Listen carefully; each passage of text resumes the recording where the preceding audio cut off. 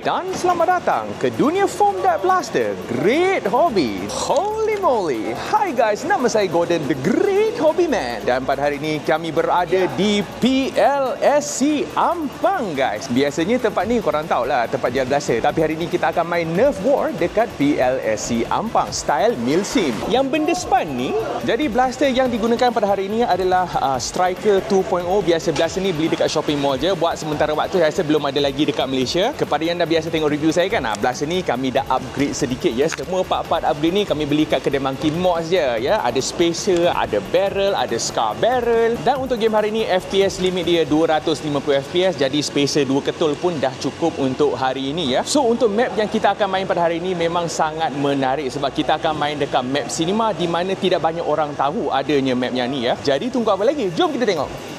Nampaknya masa pun dah tak awal, makin lama makin banyak player yang sampai. Yang dah sampai awal tu dah mula set up tak barang-barang mereka tu. Kena set up blaster, pakai baju. Fuyo, cuba tengok blaster dia orang ni. Setiap orang mesti kena test FPS mereka sebab memang ada limit dalam game ni. Sebelum game start tu mesti ada briefing. Ini dia tim aku.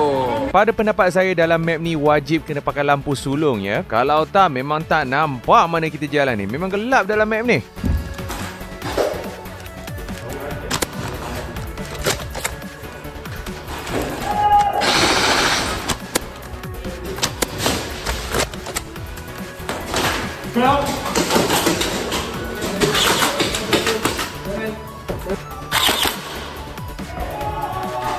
Lights out.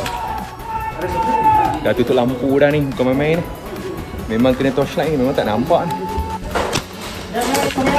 Jatuh. Hit.